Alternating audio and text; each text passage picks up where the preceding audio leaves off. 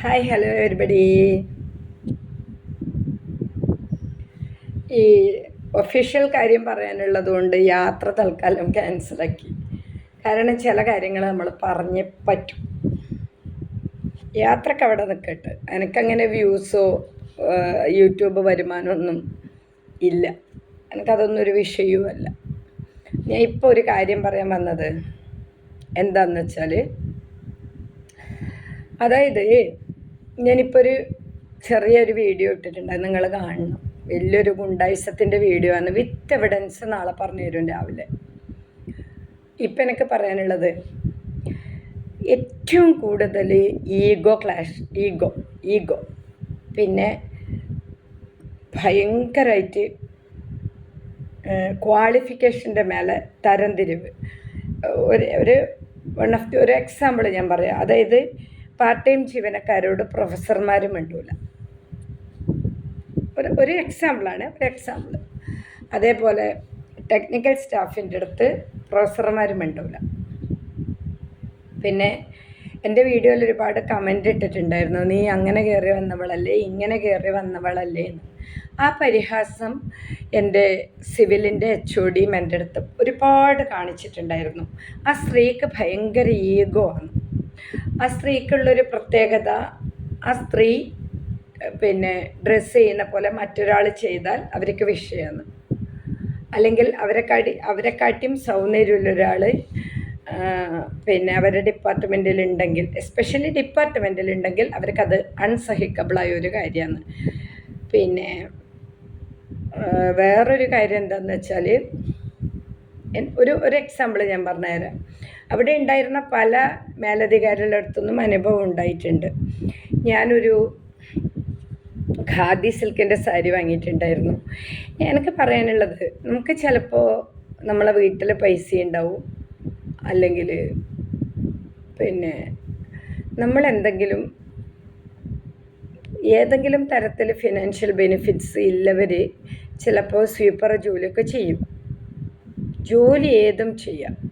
അതിൻ്റെ അർത്ഥം നമുക്ക് നല്ല ഡ്രസ്സ് ധരിച്ചുകൂടാനോ, വിദ്യാഭ്യാസം ഉണ്ടായിക്കൂടാനോ, അല്ലെങ്കിൽ നമ്മൾ നന്നായി ഒരുങ്ങി നടന്നുകൂടാനോ ഒന്നുമല്ല. എന്താണ് മറ്റൊരാളെ വിലയിരുത്തുന്ന മാനദണ്ഡം എന്താണ് എന്നെനിക്ക് പല പ്രാവശ്യം ഞാൻ എന്നോട് തന്നെ ചോദിച്ചിട്ടുണ്ട്. അതിൻ്റെ മാനദണ്ഡം എന്താണെന്ന്. അതായത് സാരി ഉടുക്കാവോ, ചുരിദാർ ഇടാവോ, അല്ലെങ്കിൽ ഇന്ന ഏജിൽ ഇന്ന ഡ്രസ്സ്, അല്ലെങ്കിൽ ഇന്ന തസ്തികയിലുള്ളവർക്ക് ഇന്ന ഡ്രസ്സ്, അവരിന്ന പോലെ വരണം, അവരിന്ന ഫുഡ് കഴിക്കണം എന്നൊക്കെ അലിഖിതങ്ങളായിട്ട് എല്ലാ സർക്കാർ ഓഫീസിലും എഴുതി വെച്ചിട്ടുണ്ട്. നമുക്ക് തൊലി വെളുത്ത് കഴിഞ്ഞാൽ പ്രശ്നം, നമ്മളെ മേലെയുള്ളൊരു ജാതി ആയി കഴിഞ്ഞാൽ അതിൻ്റെ മേലെ അധിക്ഷേപം. ഞാൻ ആ അധിക്ഷേപം നേരിട്ടൊരാൾ. ജാതി ചോദിച്ചിട്ട് എന്നെ അധിക്ഷേപിച്ചിട്ടുണ്ട് എൻജിനീയറിംഗ് കോളേജിൽ. ജാതി ചോദിച്ചിട്ടല്ല, വേറൊരു തരത്തിൽ അധിക്ഷേപിച്ചിട്ടുണ്ട്. പിന്നെ അതുകൂടാതെ ഒരു നന്നായിട്ടൊരു ഡ്രസ്സ് ചെയ്യുക, അല്ലെങ്കിൽ ഞാനിപ്പോൾ ജോലിക്ക് പോകാത്തതുകൊണ്ട് ഇപ്പം തലമുടിയൊന്നും തൊടാറില്ല. അല്ലെങ്കിൽ ഞാൻ എന്തെങ്കിലും യുവോ വിയോ എസ്സോ കെയോ സെഡോ എന്തെങ്കിലും അങ്ങ് അടിച്ചു വിടും. അതെൻ്റെ ഇഷ്ടമാണ്. അതേപോലെ നമുക്കൊരു നല്ല വിലയുള്ള ചെരുപ്പിട്ടൂടാം. ഇപ്പം ആശാ വർക്കർമാർ 100 രൂപേൻ്റെ ചെരുപ്പിടണമെന്നും പിന്നെ മന്ത്രി 5000-ൻ്റെ ചെരുപ്പിടണമെന്നും എഴുതി വെച്ചിട്ടില്ല. ഒരു ആശാ വർക്കർ 5000-ൻ്റെ ചെരുപ്പിട്ട് എന്താ അവർക്ക് ആശാ വർക്കർ ആയിക്കൂടെ? ഞാൻ നല്ല വിലേൻ്റെ ചെരുപ്പും ഡ്രസ്സും ബാഗൊക്കെ വാങ്ങുന്ന ആളാണ്. അത് ഇടയ്ക്കിടയ്ക്ക് മാറ്റുകയും ചെയ്യും. അതിൻ്റെ ഒക്കെ പേരിൽ ഞാൻ ഒരുപാട് പീഡനം പോളിടെക്നിക്കിൽ നിന്നും അനുഭവിച്ചിട്ടുണ്ട്, എൻജിനീയറിംഗ് കോളേജിൽ നിന്നും അനുഭവിച്ചിട്ടുണ്ട്, മൊഗ്രാൽ പുത്തൂരിൽ നിന്നും അനുഭവിച്ചിട്ടുണ്ട്. എവിടെ നിന്നാണ് ഇത്ര പൈസ? ആരാണിതിൻ്റെ പിറകിൽ? ഈ ജോലി ചെയ്യുന്നവർക്ക് ഇത്രയും പറ്റൂ? മറ്റേ പണിയാണോ പിറകിൽ? ആരോ ഉണ്ട്, ആരോ ഹെൽപ്പോട് കൂടി ആരോ പിറകുന്ന് ഹെൽപ്പ് ചെയ്ത് തരുന്നതാണ്. ഒന്ന് മുട്ടി നോക്ക്, കിട്ടുമോ? അവളെ വരവും പോക്കൊന്നും അത്ര ശരിയല്ല. ഈ ശമ്പളത്തോണ്ട് ഇങ്ങനെയൊന്നും വരാൻ പറ്റൂല എന്നൊക്കെ പറഞ്ഞ് അപമാനിക്കുന്നു ഒരുപാട്.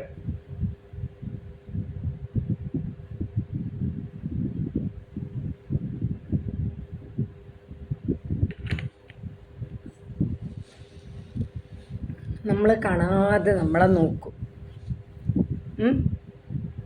ഇതൊക്കെ ഈ സർക്കാർ ജീവനക്കാരുടെ ഇടയിൽ ഉണ്ട് എന്ന് പൊതുജനങ്ങൾ മനസ്സിലാക്കണം. എസ്പെഷ്യലി ലേഡീസ്, അതിൽ കൂടുതൽ ജെൻസും.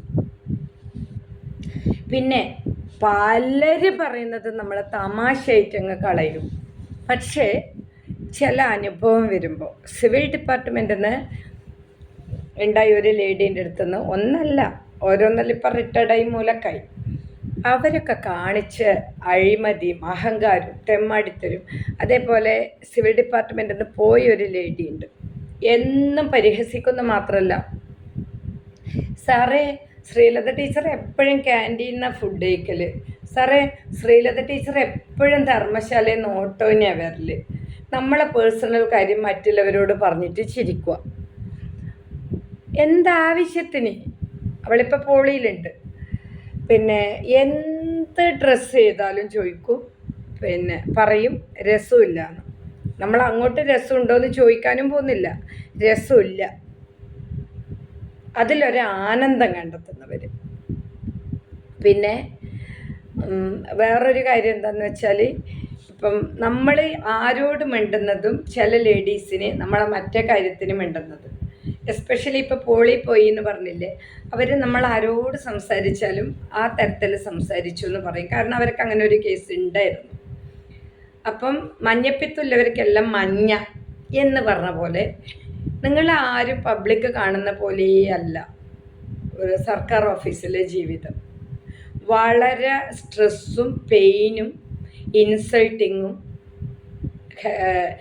മെൻ്റലി ഫിസിക്കലി ടോർച്ചറിങ്ങും ഹരാസ്മെൻറ്റും എല്ലാം വേണ്ടതും അതിലധികം ലേഡീസ് അനുഭവിക്കുന്നുണ്ട്. പല ലേഡീസും അത് പബ്ലിക്കായിട്ട് പറയുന്നില്ല. ചില അനുഭവം വരുമ്പോൾ നമ്മളെ കൊണ്ട് ഇത് പറയിപ്പിക്കുന്നതാണ്. ഒരുപാട് മെൻ്റലി ഫിസിക്കലി ടോർച്ചറിങ് ഉണ്ട്. അവസാനം ഇത് മറ്റേ പണിയില്ലവളാണെന്നുള്ളൊരു മുദ്ര കുത്തലും ഉണ്ട്. നമ്മളെ കാണുമ്പോൾ ചിരിക്കുക, നമ്മൾ കാണാതെ നമ്മളെ നോക്കുക, എന്നിട്ട് മറ്റേ പണിയാന്നുള്ളൊരു മുദ്ര കുത്തൽ. ഇത് സർക്കാർ ഓഫീസിലുണ്ട്, പല സർക്കാർ ഓഫീസിലും ഉണ്ട്. ആരംഗീകരിച്ചാലും കൊള്ളാം, ആരംഗീകരിച്ചില്ലെങ്കിലും കൊള്ളാം. എൻ്റെ അനുഭവത്തിൽ ഞാൻ അനുഭവിക്കുന്നുണ്ട്. എൻജിനീയറിംഗ് കോളേജിൽ നിന്ന് മുന്നേ അനുഭവിച്ചിട്ടുണ്ട്, ഇനിയും അനുഭവിക്കാൻ ചാൻസ് ഉണ്ടെങ്കിൽ അനുഭവിക്കുകയും ചെയ്യും. അനുകൂലിക്കുന്നവർ ലൈക്ക് ചെയ്യണം, സബ് ചെയ്യണം, സപ്പോർട്ട് ചെയ്യണം, ഷെയർ ചെയ്യണം. തകർക്കാൻ നോക്കിയാൽ തകരൂല. നാളെ രാവിലത്തെ വീഡിയോ എല്ലാവരും കാണണം. ഒരു അത്യുഗ്രൻ അഴിമതി, ആ അഴിമതി നടത്തിയാളി എല്ലാ പേരടക്കം ഞാൻ പറയും. എനിക്ക് ലെറ്റർ വന്നിട്ടുണ്ട്. വിജിലൻസാണ് അന്വേഷിച്ചത്, അത് ഭംഗിയായിട്ട് മുക്കി കൃത്യമായിട്ട് ആളടക്കം പറയാം. ആൾ സർവീസിലുണ്ട്, ഇപ്പോഴും ഉണ്ട്. ഞാൻ പറഞ്ഞുതരാം, ജോലിയില്ലാത്തവർ പറ്റുമെങ്കിൽ ഇടപെട്ടിട്ട് ഇതെല്ലാം പൊട്ടിക്ക്. ഇങ്ങനത്തെ അഴിമതിയും കള്ളത്തരും പാർട്ടി ബേസിലുള്ള നിയമനവും സർക്കാർ ഓഫീസിൽ സർട്ടിഫിക്കറ്റ് ഇല്ലാതെ നിയമനം കൊടുക്കുന്ന ആൾക്കാരതെല്ലാം പബ്ലിക് ഇടപെട്ട് പൊട്ടിച്ചോ. തെളിവ് ഞാൻ തരാം. നിങ്ങൾക്ക് വേണ്ട തെളിവ് ഞാൻ നാളെ രാവിലത്തെ വീഡിയോയിൽ പറയും, ഉറപ്പ്, പേരടക്കം. ഇല്ലെങ്കിൽ ഞാൻ നിങ്ങൾ പറഞ്ഞ മാനനഷ്ടമോ കോടിയോ എന്താന്ന് വെച്ചാൽ തരാം. ഞാൻ പറയുന്നതിൽ തെറ്റുണ്ടെങ്കിൽ ഞാൻ 1 കോടി മാനനഷ്ടം തരാം. നിങ്ങൾ അന്വേഷിച്ച് വിവരാവകാശം വഴി ഞാൻ വേണമെങ്കിൽ ഞാൻ മേടിച്ചു തരാം, ഞാൻ വാങ്ങിത്തരാം. ഡയറക്ടർ ഓഫ് ടെക്നിക്കൽ എഡ്യൂക്കേഷന് സർട്ടിഫിക്കറ്റ് ഇല്ലാതെ നിയമിച്ച ഒരുത്തൻ്റെ കഥ ഞാൻ പച്ചക്ക് പറയാൻ നാളെ.